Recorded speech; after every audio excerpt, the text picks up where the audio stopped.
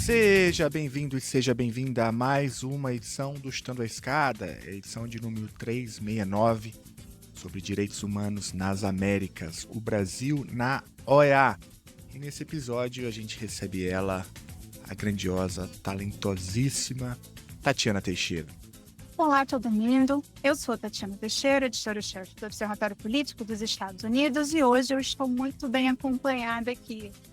E a gente tem a alegria de receber aqui pela segunda vez o professor, doutor, pesquisador e ativista Fábio de Sá e Silva. Eu sou Fábio de Sá e Silva, sou pesquisador do IPEA, também sou professor na Universidade de Oklahoma.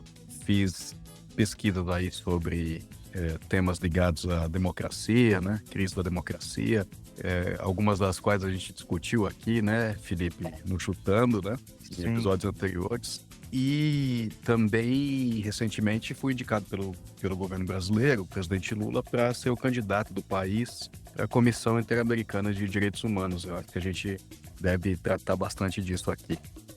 Bom, como vocês viram aí, o Fábio de Sá e Silva é professor lá da Universidade de Oklahoma, pesquisador do IPEA e candidato brasileiro à Comissão Interamericana de Direitos Humanos da OEA. No episódio, a gente vai discutir, portanto, o papel da comissão, os desafios da governança global e o papel do Brasil na defesa dos direitos humanos em um contexto, todo mundo sabe, bastante complicado, cada vez mais hostil ao multilateralismo, aos direitos humanos, enfim, às instituições internacionais como um todo, né? Então, o Fábio compartilha também um pouquinho aqui com a gente dos bastidores de sua indicação, comenta sobre a importância da universidade e da sociedade civil no sistema interamericano e também relembra casos emblemáticos como a Lei Maria da Penha. A edição de hoje ainda conta com a participação especial da Yasmin Reis.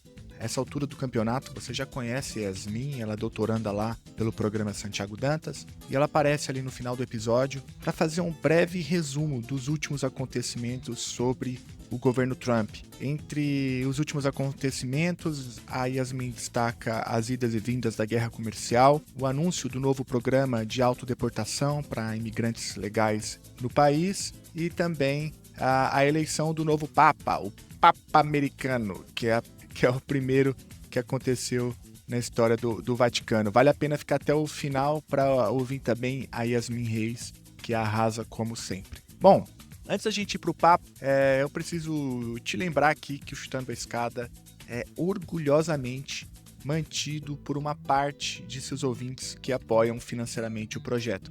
Então, claro, se você puder, se não vai fazer falta para você, se você quiser que a gente te entregue episódios cada vez melhores, você pode se juntar, portanto, a esse seleto grupo de apoiadores e apoiadoras. Para fazer isso é muito rápido, é muito fácil e também bastante seguro. Você pode fazer isso pelo Catarse, que todo mundo já conhece aí na podosfera, que é uma plataforma bastante segura e que também preserva os seus dados. Se você está fora do país, a gente sempre recomenda que você faça pelo Patreon, que também é uma plataforma bastante conhecida pela podosfera mundo afora.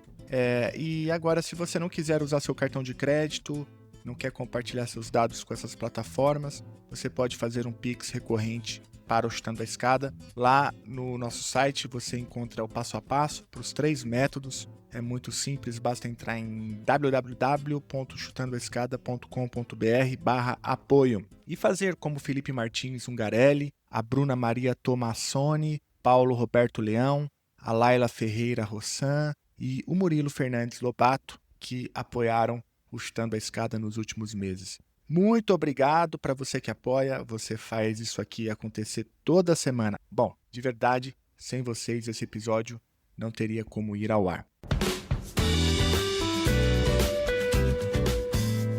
A escada é uma construção que serve para fazer um deslocamento vertical. Nem sempre é assim, mas tem um jeito de facilitar tudo isso. Elevador? Não.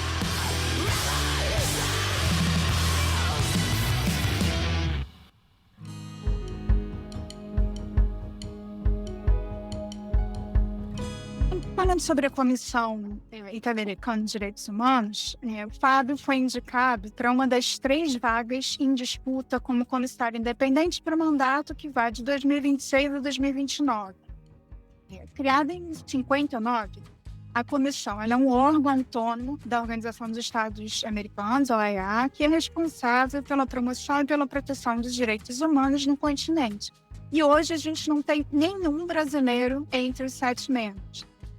Essa indicação do Fábio ela é importante porque ela também acontece em um contexto em que o Brasil, né, busca cada vez mais retomar um papel ativo no sistema interamericano, depois de alguns anos de distanciamento, de tensão com as instâncias internacionais, e também é um contexto de preocupação e de instabilidade em meio à guinada conservadora, né, que a gente tem assistindo, e também em meio às medidas e aos anúncios que têm sido feitos desde 20 de janeiro desse ano pelo atual presidente dos Estados Unidos, Donald Trump, em relação, por exemplo, à imigração, às liberdades individuais e à garantia dos direitos humanos no país.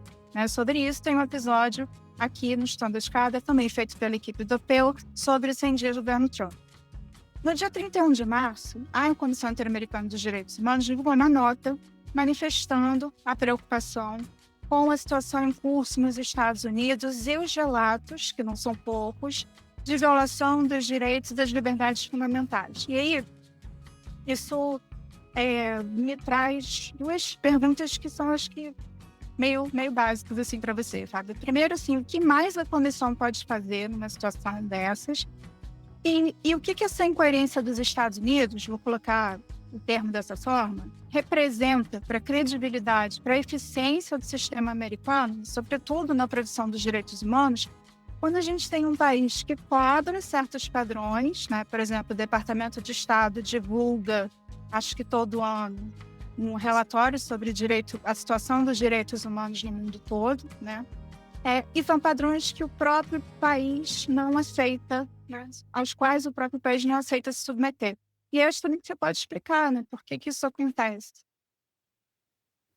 Muito bem, vamos lá. Começar aí pela questão sobre o que a comissão pode fazer diante desse tipo de situação aí, né? A comissão, ela tem, como você colocou, Tatiana, mais de 65 anos já, né, de existência, e foi uma existência em que ela foi acumulando mandatos, né? Uma comissão que, no primeiro momento, tinha uma função muito de fazer visitas aos países para verificar denúncias de violação, né?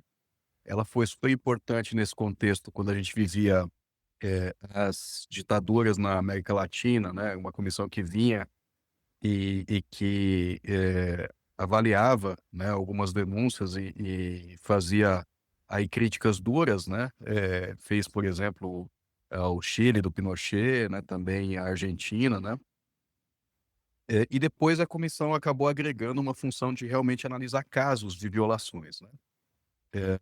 E aí ela recebe, então, denúncias que ela pode investigar mais a fundo e emitir recomendações em cima dessas denúncias e também levar esses casos para a Corte Interamericana de Direitos Humanos no momento em que ela verifica que há ali realmente uma violação, né, a partir da qual o Estado pode ser responsabilizado e que há uma recalcitrância ali do Estado em tomar medidas, né, para fazer a violação cessar ou para reparar danos e impedir a repetição, né, dessas violações aos direitos humanos.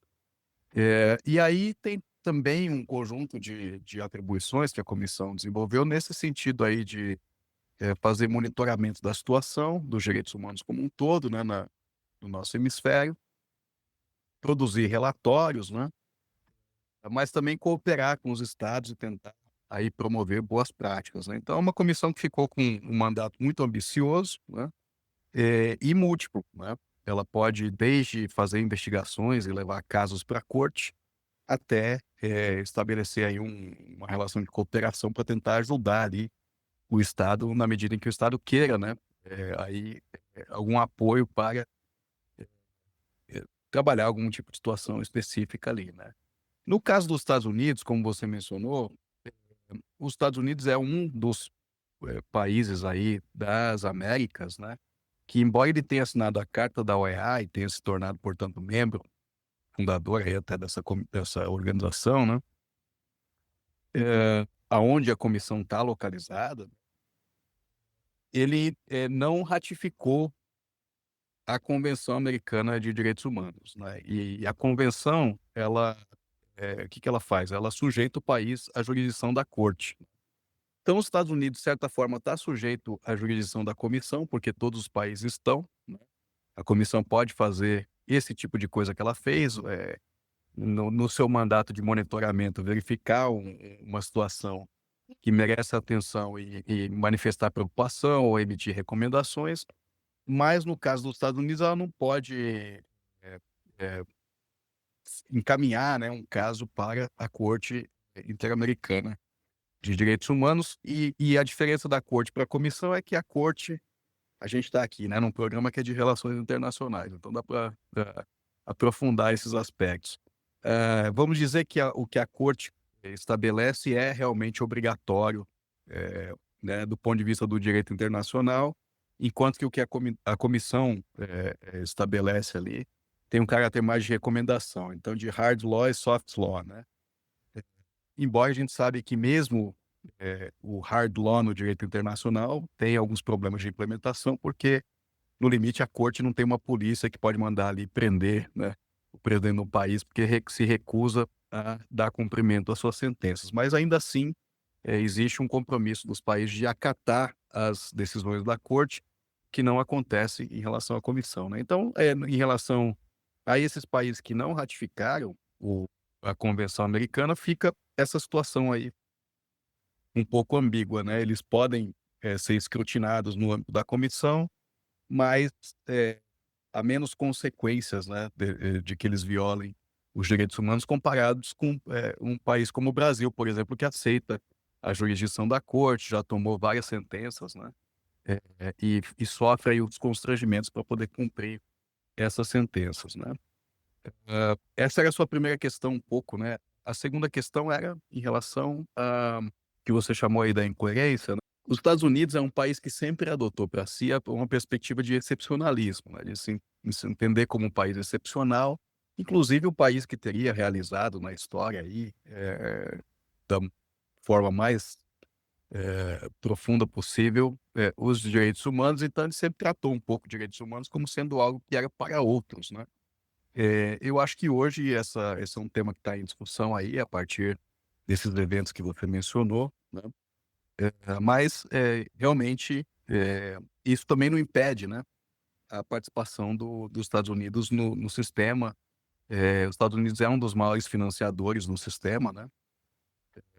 Inclusive os cortes que eles fizeram lá nesse contexto aí do fim da USAID e de restrições à assistência internacional, tiveram um efeito muito dramático na comissão, né, no funcionamento da comissão. Várias pessoas foram demitidas lá do staff da comissão, né, o que compromete também a atuação da comissão.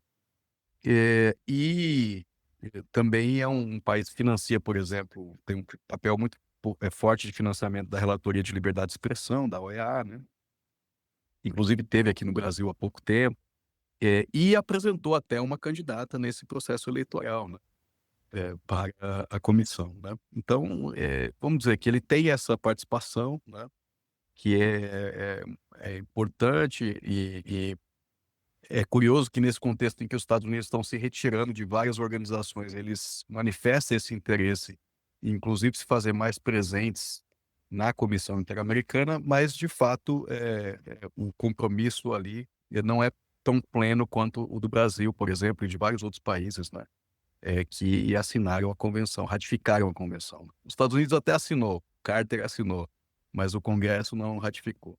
Sim. Ô, Fábio, deixa eu tirar uma dúvida aqui ainda procedimental, né, se puder me esclarecer.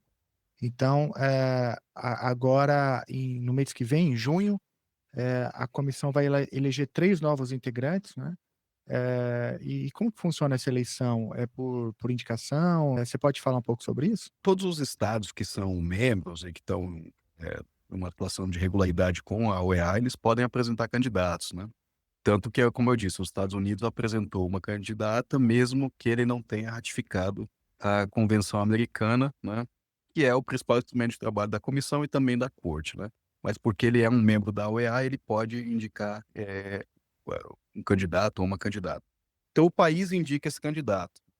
Mas o candidato, se for eleito, ele não é um representante do país, Sim. ele age em nome próprio, né. E aí a gente tem esse desenho, que é muito comum em vários órgãos colegiados, que você faz renovações, parciais, né. Então a cada 2 anos você tem uma renovação. Dessa vez vão renovar 3, na próxima eleição, daqui a 2 anos, renovam 4, assentos da comissão, né.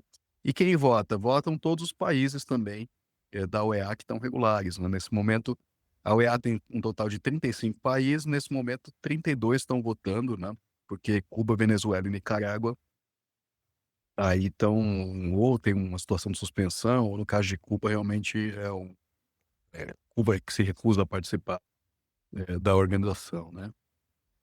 Embora não tenha denunciado a carta, né, mas continua sendo membro, mas não participa. Mas é isso, e aí esses países vão cada um deles vai ter 3 votos, porque são 3 assentos, né. E aí tem umas regrinhas lá de, pra que alguém seja eleito tem que ter no mínimo o total de 18 votos. Se ninguém tiver 18 votos, né, ou se a gente não tiver 3 candidatos com 18 votos no primeiro escrutínio, você faz uma repescagem, aí eliminando quem tiver menos voto. Enfim, aí tem um joguinho ali eleitoral, né, que a gente vai ter que ver como é que ele se desenrola aí nesse caso, porque é uma eleição competitiva, tem 7 candidatos para essas 3 vagas, né. Tá bastante competitiva. O Brasil já teve algum comissário eletivo? Teve sim. Tem uma história longa, né, do Brasil com a comissão, mas mais recentemente, que eu acho que é mais interessante, assim, por conta aí do próprio contexto da democracia, né, a gente teve nomes aí muito importantes, o Paulo Sérgio Pinheiro, o Paulo Vanuc e a Flávia Piovesan foram os nossos, 3 comissionados aí nesse Uhum. período mais recente, né, então são pessoas de altíssimo nível aí, para mim é até uma grande honra, né, poder, ter sido colocado aí na posição de disputar uma dessas vagas, dado esse histórico de indicação que o Brasil tem de pessoas, assim, que são muito, relevantes, né, e muito comprometidas com os direitos humanos. Os outros candidatos são de quais países, Fábio? Bom, aí a gente tem Sabe? Bahamas, né, aí a gente tem Colômbia, México, Honduras, Brasil, né. E aí tem 2 candidaturas, que é uma lançada pelo Peru, que na verdade é de um colombiano, porque também isso não é proibido pelas regras, né. Há uma discussão sobre se é ou não de bom tom um país lançar um nacional de outro, né, do ponto de vista diplomático, mas o Peru lançou um candidato colombiano que atualmente está na comissão. O governo do Peru da Colômbia não optou por reconduzi-lo, porque pode ter uma recondução, e aí o governo do Peru o lançou. E os Estados Unidos que lançou a Rosa Payá, que também é na verdade cubana, né, cubano-americana, mas, que também é essa 7ª, candidata aí. Aí eu queria era saber uma coisa de bastidores, né, queria saber como é que foi feito o convite do presidente Lula, não sei se você pode comentar, mas Que e-mail que chegou? Como foi? Foi uma Como tam ligação? Não, veja, o presidente Lula e assim como seu entorno, né, eles têm muita preocupação com a questão da governança global, e a política internacional. Acho que isso fica muito claro quando a gente, por exemplo, faz o contraste desse governo com o governo anterior, né, como que há um interesse, assim, de acompanhar o que está acontecendo e, marcar uma presença brasileira nesses espaços, tanto que nós temos aí a presidência do BRICS, temos, né, sediando a COP, enfim. Vocês que são internacionalistas aí de mão cheia, vocês, né, esse ano está sendo bastante agitado aí para vocês. Muito por conta dessa atenção que o governo do presidente Lula dá para as questões internacionais, né. E aí, há uma preocupação com relação aos rumos que as relações internacionais estão tomando por parte do governo atual, né, porque você percebe algumas coisas aí que vocês vinham mencionando, né, enfim, o crescimento aí de algumas posições políticas mais extremadas, né, muito conflito, né, a gente começa a ter alguns tipos de conflito que a gente achava que faziam parte aí dos livros de história, né. E também é uma crise, assim, do multilateralismo, em parte também pelo ressurgimento de algumas posições mais, hostis, né, a organismos internacionais e normas internacionais. Vamos pegar, por exemplo, a questão do comércio com as tarifas hoje, né, quer dizer, nós todos aqui crescemos num tempo em que você tinha um certo consenso de que tarifa era ruim, porque gerava ineficiência, né, queda de bem-estar, até subsídio era uma coisa um pouco vista também com bastante desconfiança política industrial, aí era um problema, né, para os países em desenvolvimento, que houvesse esse tipo de resistência a subsídios. Mas você tinha a OMC lá, você tem um conflito, né, você tem a OMC, onde você vai tentar justificar suas tarifas ali à luz de algumas normas que são estabelecidas. Hoje, como é que é a coisa? Os países estão impondo tarifas unilateralmente, né, em patamares aí que não tem nenhuma razoabilidade. Então, nós estamos vivendo essa crise do sistema de governança global e das normas. E isso também é uma verdade nos direitos humanos, né? Começa a haver uma disputa pela própria concepção de direitos humanos na esfera internacional, né? E enfim, um processo aí, né, de violações, desumanização de certos grupos, né? Então, o que o governo começou a perceber é que, no caso aqui na nossa região, o sistema interamericano estava enfrentando uma situação crítica, né? E fez algumas conversas, imagino que eu não fui o único ouvido a respeito desse assunto, né?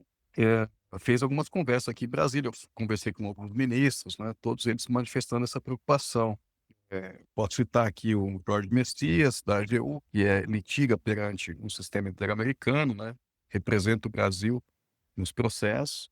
A ministra Macaé Evaristo, né, que tem aí uma ascendência sobre essa pauta como um todo, né, o próprio ministro Mauro Vieira, a assessoria internacional ali da presidência, a gente participei de algumas conversas envolvendo atores desse nível, né, que estavam preocupados aí.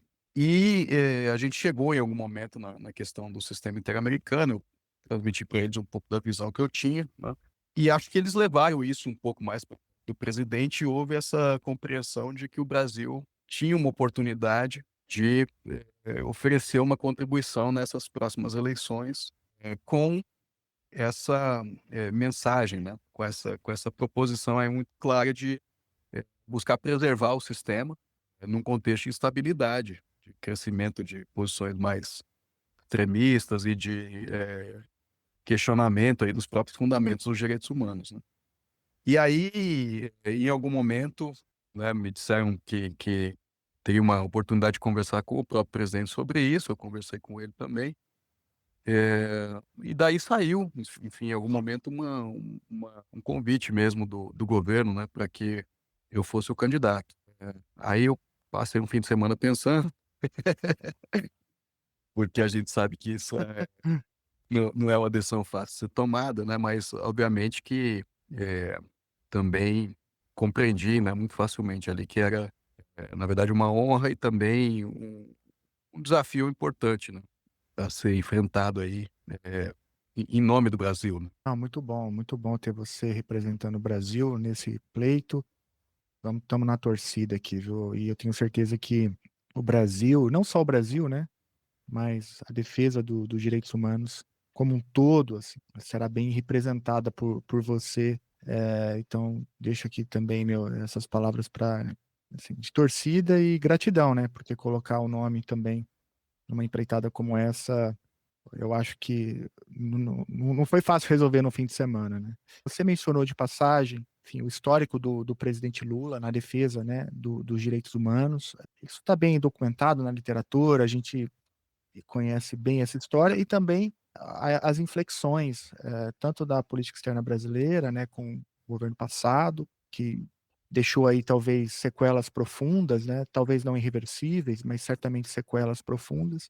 E também tanto Tati como você, né, nas falas anteriores mencionaram uma quadra histórica, né, fizeram menção a uma quadra histórica complicada para a defesa dos direitos humanos como um todo, né. Então, independente de onde você olha, quer seja para o continente americano, para a Europa, para a Ásia, o tempo inteiro a gente vê violações constantes, né, dos direitos humanos. E a novidade talvez, esteja no fato de que está aparecendo em lugares que a gente não estava muito acostumado a ver, que ou porque a gente não tem um olhar atento, ou porque está aparecendo, está brotando, né, de lugares que a gente, não costumava, assim, enxergar e não esperava, né. Uma delas tem a ver com o próprio trumpismo. Eu estou fazendo esse sobrevoo, né, um pouco mais geral, para te perguntar um pouco, como que você enxerga, essa reformulação, essa tentativa de reconstrução, né, de um sistema de direitos humanos aqui no hemisfério forte, né, e como que você entende que a política externa brasileira pode contribuir com isso? Bom, chega a ser curioso, né, as violações de direitos humanos, elas sempre aconteceram, né, e eu acho que mesmo em alguns países que nos quais isso tinha menos, visibilidade global, né, ou, que tinham uma pequena licença, né, porque eram compreendidos como países que estavam um degrau à frente, enfim, no seu amadurecimento político, né, e de fato, se você for pensar que, países como o Brasil saíram de uma ditadura há pouco tempo, né, é evidente que é muito mais fácil você identificar violações nesse contexto do que em contextos democráticos, mas mesmo países que já tinham a democracia consolidada, eles também tiveram práticas de violação de direitos humanos ao longo do século XX, né? E mais recentemente também, né? Afetando grupos específicos, né? E, enfim, eu acho que o que é novidade um pouco hoje é uma crise na normatividade mesmo dos direitos humanos, né? São essas violações serem cometidas sem grandes constrangimentos, né? Sem que as lideranças se vejam aí de alguma forma, né? Como que tem algum tipo de vergonha, né? De enunciar determinadas posições ou promover determinadas políticas, né, que têm um claro impacto sobre, direitos humanos, inclusive direitos, civis e políticos bem básicos, né. Eh, então, num contexto como esse, resulta aí, acho que até dessa conversa mesmo que a gente fez no âmbito do governo brasileiro, né, que o principal mesmo hoje é tentar preservar o sistema como Uhum, tal. É preservar um pouco o legado normativo, quer dizer, todas essas, recomendações que foram emitidas, né, esse acervo que foi emitido pelo sistema interamericano ao longo dessas últimas décadas e que, também, né, a gente, como eu dizia, a gente vive um momento em que também há uma tentativa de se redefinir direitos humanos, né, de se redefinir o conteúdo mesmo de certos direitos, né, ou de se afirmar alguns direitos como absolutos, né, em detrimento de outros. A gente vê, por exemplo, o debate que há hoje sobre a liberdade de expressão nas redes. É um debate que, desconsidera uma coisa básica que é: a liberdade de expressão é importante, mas ela deve encontrar um limite, né, naquilo em que, o discurso, né, pode ser um fator de violação, né. É quando você estigmatiza grupos, quando você, rebaixa alguns grupos, né, socialmente, você está violando alguns outros direitos humanos que são importantes, né. Por exemplo, a violência contra a mulher hoje, que você identifica na internet, é uma coisa que, né, deveria levar a uma reflexão, né, sobre se, certas condutas que são praticadas ali realmente constituem um exercício de direito ou se constitui uma violação de direitos. uhum, Eh, então, eu acho que o desafio principal é realmente esse, de tentar preservar e, também buscar aprofundar a legitimidade do sistema, né, no momento em que há tanta desconfiança em relação à governança global, né, e tanta hesitação de vários países em se comprometer a sistemas, internacionais baseados em regras, baseados aí nesses princípios como o da dignidade da pessoa humana, né. Tem muitos países hoje que estão olhando para isso tudo e enxergando que isso é um fator muito mais de constrangimento do que de realização, né, de objetivos nobres que eles deveriam perseguir, né. Então é preciso vencer um pouco essa desconfiança que se gerou em relação à governança global e ao direito internacional dos direitos humanos, muito da qual foi acho que alimentada, né, por essas posições mais extremistas aí que cresceram domesticamente, mas também se articularam transnacionalmente. Sabe, você tem uma a gente falou no início, né, uma ampla experiência na área de direitos humanos, com uma trajetória que foi marcada pela interseção entre a academia, o serviço público, o engajamento ativo, né, com uma agenda de direitos humanos. Assim, você já elencou desafios, acho que já falou aí das prioridades, né, em termos de aprofundar a legitimidade do sistema, trabalhar melhor a questão da governança global. Assim, acho que até para enfrentar esse discurso extremista de antiglobalismo, que quer que seja, né, esse discurso, buscar preservar a ideia de multilateralismo, né, e é isso convergendo diretamente com a agenda da política externa brasileira, né? Não é na nossa Uhum. Constituição.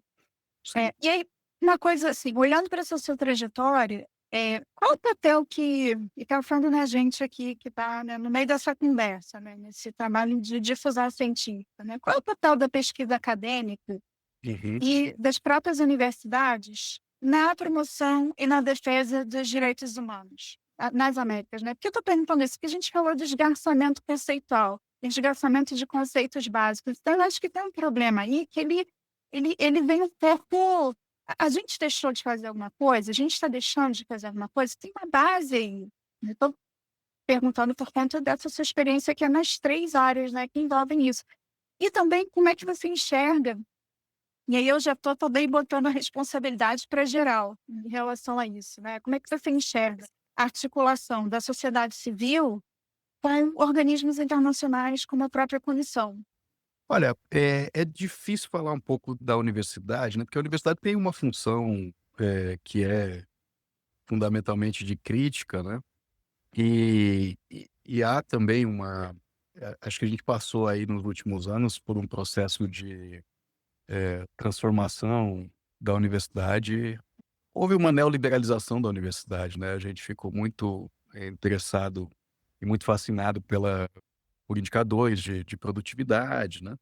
Enfim, pode ser um vício meu também falar isso, porque eu passei nesses 7 anos que eu tive na Universidade de Oklahoma, foi o período do meu tenure lá, né. Então eu saí do Brasil, fui para uma universidade americana pra, buscar, né, esse processo de afirmação lá que gera um emprego estável mas a todo momento eu percebi que a pressão era muito maior por publicação ter revistas de, alto impacto, né, do que por qualquer outro tipo de trabalho que tivesse um impacto na sociedade ou na política, né. Na verdade, a gente podia abrir todo um capítulo aqui para falar um pouco da minha experiência na universidade americana, né, mas eu passei por processo de avaliação lá em que minha chefia de departamento, os meus colegas que me avaliavam diziam claramente que eu fazia muito de divulgação científica ou de serviço, como eles chamam lá, né, de atuação, junto a, enfim, organizações da sociedade civil ou organizações internacionais, né, e que eu devia fazer menos disso para fazer mais pesquisa, né. Então acho que é sempre bom a gente refletir, assim, na direção que a universidade foi tomando e como isso foi nos empurrando um pouco, né, pra um tipo de engajamento, né, e que nos levou a perder realmente não só o contato com a sociedade, mas a possibilidade de identificar e participar, assim, de debates mais críticos, né. Tô falando isso porque eu penso, assim, que a gente deixou passar muita coisa. A universidade chegou muito atrasada, captura das transformações que aconteceram na sociedade brasileira, assim como fora do Brasil também. Quando a gente começou a perceber, assim, certas tendências, né, eu acho que elas já estavam bastante enraizadas. Então eu acho que retomar o conteúdo lá do artigo 207 da Constituição para nós é um caminho. Estava fazendo essa reflexão ontem quando fui fazer um debate sobre isso na UNB, onde fizeram a mesma pergunta. E a reitora, tive a oportunidade de conversar com a reitora e a gente falava dessa questão do artigo 207, porque a universidade brasileira é fundada nesses 3 pilares, né, ensino, pesquisa e extensão. Um projeto como o INEU, ele se estrutura para fazer essas coisas todas, né. Mas, eu acho que essa fórmula, né, ela foi, submetida aí a muitos questionamentos e, eu acho que ela foi bastante comprometida por esse ideal aí de produtivismo, né, que a gente foi absorvendo, e acho aí que muito um pouco, informado, né, pela dinâmica da universidade internacional, especialmente americana. Uma coisa para a gente pensar, com relação a essa segunda parte da pergunta, né, que é da relação da sociedade civil com a comissão, na verdade existe uma conexão muito forte histórica entre a sociedade civil e a comissão, né, mas nós estamos falando de uma camada específica da sociedade civil que é essa que tem mais capacidade de se internacionalizar, e desenvolve, assim, uma sofisticação para conseguir navegar nesses sistemas mais complexos, como é o sistema de casos, da comissão, né.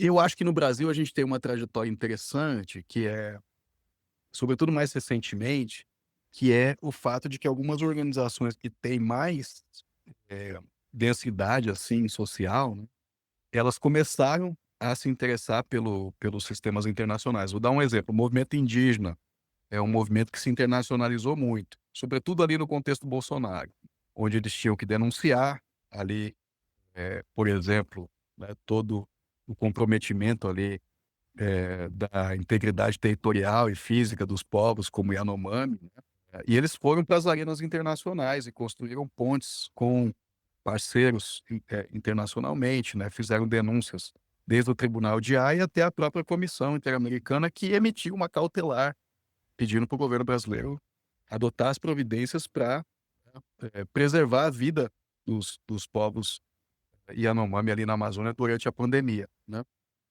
A gente está assistindo uma coisa muito semelhante com o movimento negro, então a gente tem ONGs como Gelebés, né, que é uma ONG de mulheres negras, que também se conseguiu, aí se aproximar, do sistema, começar a levar alguns casos, né.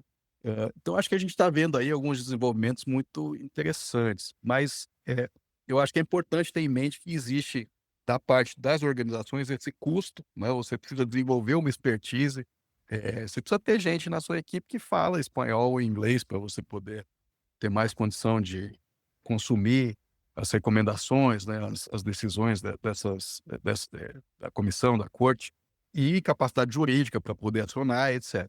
Agora, eu acho que da parte da comissão também existe esse déficit, né, de se aproximar um pouco mais do chão da fábrica, dos direitos humanos nesses países, né. Também é uma coisa muito confortável para a comissão, fica em Washington, né, dialoga com esses ativistas, de elite, né. Então é um esforço que tem que ser feito por parte da comissão para se aproximar dos grassroots, né. E isso foi tentado num passado recente, inclusive houve um movimento para que a comissão e a corte fizessem sessões nos países, para que você pudesse inclusive aproveitar aquele tempo ali para poder fazer uma imersão ali nos países, né. E é muito importante isso, né. Mas, enfim, houve também, restrições de recursos que vieram depois e outras abordagens também que acabaram pesando, né, que voltaram a afastar um pouco a comissão e a corte dessa realidade aí mais, local, né, e mais comunitária nos países. Essa é uma defesa que eu tenho feito na minha campanha, né, de que a comissão precisa tentar retomar o projeto das sessões itinerantes. De novo, é difícil por conta dos custos, ainda mais com os Estados Unidos cortando financiamento, mas talvez a gente possa fazer parcerias com os estados diretamente, né, para que, ajudem a custear algumas dessas despesas, porque essa conexão aí é importante e como eu disse, não dá para esperar só as organizações chegarem, né. Você precisa também fazer um gesto ativo, de buscar essa interlocução com elas. Ô Fábio, você citou aí alguns exemplos, né, de atuação da comissão. Quais outros exemplos você citaria para um ouvinte que chegou aqui agora? Tá, eu entendi, o Brasil tem um candidato para ocupar um cargo importante na defesa dos direitos humanos, numa conjuntura complicada, onde há uma inflexão dos direitos humanos. Objetivamente, você colocou aqui uma das plataformas da sua campanha, além da óbvia defesa, né, intransigente dos direitos humanos. Você citou ali como que alguns movimentos dessa grassroots têm se destacado, têm levantado suas pautas. Você citou agora, essa sua intenção de ter uma busca ativa, né, uma atuação ativa, que eu achei muito, muito interessante. E para além disso, assim, se você pudesse dar outros exemplos da importância disso, né, para um ouvinte que acompanhou a gente até aqui, objetivamente, né. Eu sei que você já citou alguns casos, né, inclusive o próprio Brasil, mas, se você pudesse fazer um pouco, perdoe o didatismo, né, mas eu acho Claro. importante isso para a gente poder, atingir um público mais amplo e fazer isso que você está falando, né? Às vezes a universidade se fecha, a gente poderia ampliar, seria legal. Não, sem dúvida. E eu gosto sempre de citar o Brasil, né? O pessoal até me critica um pouco por isso nesse processo de campanha. As pessoas que estão olhando para isso de uma forma mais estratégica, né? Elas falam, você fala muito do Brasil, mas você tem que sinalizar, né, para os demais eleitores que você conhece o que acontece na região, a dinâmica da comissão em relação à região, etc. Então é um esforço que eu estou fazendo, mas por que que eu gosto de falar do Brasil? Porque eu até disse isso ali em alguns materiais da própria campanha, né, porque, para mim, quando eu olho para minha vida, assim, para aquilo que eu assisti na minha vida, né, eu identifico muito dos impactos do sistema interamericano, né. Na nossa geração, assim, coisas importantes aconteceram que se você buscar e traçar fio da meada, você vai encontrar muitas vezes a presença, né, do sistema interamericano. Então, por exemplo, a Lei Maria da Penha é um caso. Quer dizer, uma pessoa que sofreu violência doméstica de gênero, que buscou as autoridades brasileiras, as autoridades brasileiras não responderam a contento. Ela então levou um caso para o sistema interamericano, né? Esse caso foi parar na comissão, nessa mesma comissão em que eu estou aí disputando uma vaga, e a comissão emitiu para o Brasil algumas recomendações, entre as quais que o Brasil tinha que aperfeiçoar a sua legislação interna, criar mecanismos mais ágeis, né, para responder a situações em que as mulheres estivessem sofrendo violência doméstica de gênero. E disso saiu a Lei Maria da Penha. Outros casos importantes, a gente teve um caso que chamava Zé Pereira, né, que foi levado também à comissão, também foi resolvido por acordo, não precisou chegar um processo na corte, mas foi um caso que ajudou o Brasil a refinar muito a sua política de combate ao trabalho escravo. E era uma política que o Brasil já tinha, mas como ela foi insuficiente, acabou gerando aí uma vitimização. Essa pessoa levou um caso lá e a comissão trouxe recomendações que o Brasil julgou interessantes ali, naquele contexto, né? E absorveu isso e melhorou a sua política, né? No caso da Verdade e Memória, né, a gente está aí esse ano, todo mundo um pouco impactado pelo Rubens Paiva, né? Quer dizer, quando a gente olha para o Brasil, né, a gente tem aí uma questão que é a lei de anistia. E o sistema interamericano já pulou aí, né? A corte já determinou ao Brasil que faça uma revisão da sua lei de anistia. Isso veio depois do STF ter decidido que ela era constitucional. Então, quer dizer, o Brasil está devendo. Nesse momento, o Brasil está em dívida com o sistema interamericano de direitos humanos em relação a essa questão da verdade e memória, né? E isso gera alguns constrangimentos. Então, o Ministério Público Federal tem uma nova ação, o STF precisa examinar em algum momento, pedindo para que o STF faça uma adequação da sua decisão anterior àquilo que foi estabelecido pela Corte Interamericana, né? Então, quando a gente fala de direito internacional, é uma coisa que é distante necessariamente, né? Porque, como eu disse, aqui é uma comissão que fica em Washington, a corte fica na Costa Rica. Você tem um processo que é longo para que alguém possa levar um caso a essas instâncias, porque você precisa esgotar os mecanismos internos primeiro, né? Você precisa provar que você tentou fazer as coisas no seu país, mas ficou impossível e por isso você precisa aí desse respaldo, né, desses órgãos internacionais. Depois que a sentença ou a recomendação é produzida, também tem um processo longo assim de internalização. Mas, quer dizer, você tem aí alguns casos que são muito sintomáticos, né? Que mostram como pode valer a pena, né, para os países investirem nesse tipo de sistema, porque ele é capaz aí de gerar algumas transformações, né, que são realmente situações de antes e depois. O Maria da Penha é antes e depois, né? Uma política que inclusive sobreviveu a governos mais conservadores, que tinham uma visão mais conservadora em relação a papéis de gênero, fronteira entre o público e o privado, entre a casa e a rua, né? Mas que não foram capazes de desmontar a Lei Maria da Penha, né, de tão arraigada que ela ficou na nossa própria consciência. Porque virou realmente uma coisa que passou a fazer parte da cultura popular, né? Se há uma situação de violência doméstica, né, de gênero, você pode pedir socorro a essa lei e, no fim das contas, né, é uma lei que decorre da operação aí desse sistema. Mas eu só queria agradecer ao Fábio, porque eu sei que a agenda, nesse momento, tá assim, tipo Fernanda Torres na campanha do Oscar. E, né, que acorda em Nova York, está em Paris, depois está não sei onde e tal, e é isso. E dizer que eu Claro, assim como o Felipe, eu torço muito porque, enfim, conheço o seu compromisso, sua competência, sua seriedade e, enfim, acho que a gente precisa, né, desse impulso no momento que, assim, para dizer que vai ser desafiador para você e para todos nós, eu acho que é dizer pouco.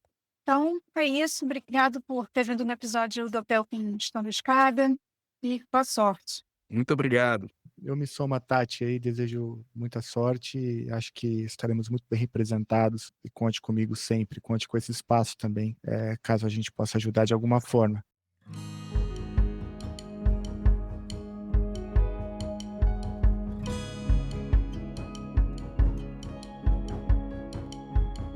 Olá, ouvinte do Chutando a Escada. Me chamo Yasmin Reis. Sou pesquisadora do Observatório Político dos Estados Unidos, que é o @InformeUPU nas redes sociais. Atualmente sou doutoranda em Relações Internacionais pelo Programa Interinstitucional Santiago Dantas. Hoje vou trazer para vocês um breve resumo dos últimos acontecimentos da semana sobre o governo Trump.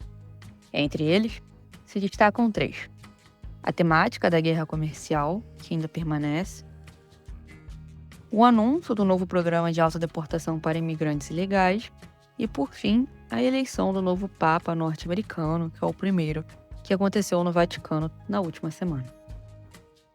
Em relação à questão do tarifaço, que é o primeiro tema que vamos abordar aqui hoje, na última semana, Trump sinalizou para o mercado a intenção de tentar estabilizar a situação, com a possibilidade de reduzir a tarifa sobre os produtos chineses em até 80%. É importante recordar que desde esse início da guerra do deal tarifaço, Trump impôs tarifas de até 145% sobre os produtos chineses e Pequim retalhou com tarifas de 125% sobre as importações oriundas dos Estados Unidos, bem como outras medidas. Em sua rede social, Trump publicou pela primeira vez um número de fato referente à redução que ele via ameaçando implementar. Ao mesmo tempo, criticou a China, escrevendo, abre aspas, a China deveria abrir seus mercados para os Estados Unidos, fecha aspas, e continuou, abrindo aspas novamente. Seria ótimo para eles. Mercados fechados não funcionam mais, fecham aspas. Que é irônico, visto que vai muito na contramão do que ele tem tentado praticar nos Estados Unidos, com esse tarifácio e a elevação das taxas, dos custos da importação. O que se esperava, o que se espera muito é um isolacionismo do país norte-americano.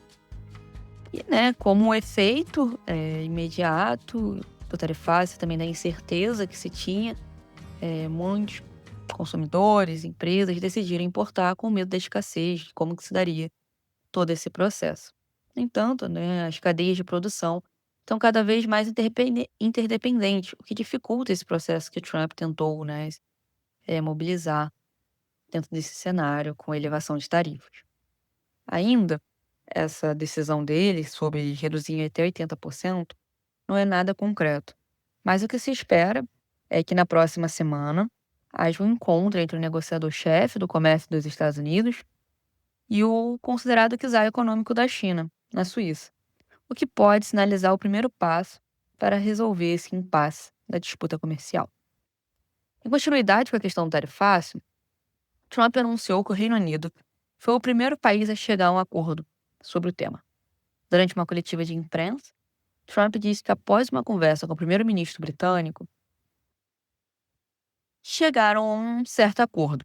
No entanto, os Estados Unidos permanecerá com 10% das tarifas sobre as importações oriundas do Reino Unido para os Estados Unidos. O acordo contempla basicamente 6 tópicos. Primeiro, a redução da barreira não tarifária. Depois, a zona de comércio para aço e alumínio. Em terceiro, a cadeia de fornecimento farmacêutica. Em quarto, a agilização da remessa de mercadoria dos Estados Unidos para a alfândega do Reino Unido. Em quinto lugar, produtos químicos nas trocas comerciais. E, por último, o ponto foi o aumento do acesso à carne bovina e etanol. O fato é que o acordo ainda não foi concluído nem assinado, e que também deve ser alvo de discussão e da mídia também, de vinculação, como tema para a próxima semana. Outro tema que foi destaque durante a semana foi o novo programa de autodeportação que Trump anunciou. O então presidente anunciou o primeiro programa desse tipo na história dos Estados Unidos, por meio da assinatura de uma ordem executiva na última sexta-feira, 9 de maio. Nos Estados Unidos, uma ordem executiva, de forma bem breve, para tentar explicar ao autor que tem desconhecimento sobre esse termo, significa a implementação de ações sem a necessidade da legislação aprovada pelo Congresso, como normalmente deveria acontecer num processo normal. Em outras palavras, são medidas que permitem ao presidente agir de forma rápida em áreas específicas, sem a necessidade daquele processo legislativo mais demorado. Trump ainda anunciou, dentro desse contexto, que os imigrantes ilegais que optarem por permanecerem no país enfrentarão consequências severas, que inclui pena de prisão, multa financeira, confisco de bens, deportações repentinas, entre outras ameaças de punição. Sob o prisma do tema dos imigrantes, queria trazer agora o nosso último tema, que também está muito ligado indiretamente à questão do governo Trump: a eleição do Papa norte-americano pelo Vaticano, que é o novo Papa Leão XIV. Nascido em Chicago, que ingressou na Ordem de Santo Agostinho, essa ordem, que é uma ordem religiosa com uma história de serviço à igreja e ao mundo, desenvolveu sua carreira, sua atuação principalmente no Peru, embora fosse norte-americano. A pergunta que fica desse contexto é: há uma relação com Trump? De que forma que o Vaticano, que nos últimos anos tentou empregar uma diplomacia na resolução dos conflitos, pode estar relacionado a um governo que tem sido um tanto disruptivo? O tema é delicado e complexo, já que o novo Papa tem sido crítico das políticas de imigração do republicano, o que sinaliza que poderá ser uma relação potencialmente tensa. O catolicismo nos Estados Unidos é representado, segundo o Instituto de Pesquisa, que é o Pew Research Center, por 19% da população. Apesar de uma porcentagem baixa, ela evidencia ao mesmo tempo uma certa relevância da Igreja Católica no panorama religioso do país, que tem influenciado diversos aspectos da sociedade, desde a política até questões culturais. Nos últimos anos, a agenda norte-americana e a do Vaticano, sob o comando do então falecido Papa Francisco, sofreu divergências de pensamento entre alguns grupos conservadores dos Estados Unidos. Esse cenário não parece mudar muito nos próximos meses, já que o novo pontífice possui posições diferentes de Trump no que se refere à questão da agenda da imigração e ambiental climática. São muitos temas que aparecem no novo governo Trump, como temos visto, e é por isso é sempre bom acompanhar podcasts como Chutando a Escada, para ficar por dentro da temática da política internacional, e também ler produções do OPEU, para ter um panorama desses últimos acontecimentos no que tange a política internacional e externa dos Estados Unidos. Vale muito a leitura. É isso, pessoal. Obrigado. Você acabou de ouvir mais um episódio do Chutando a Escada. Para apoiar, acesse chutandoaescada.com.br/apoio.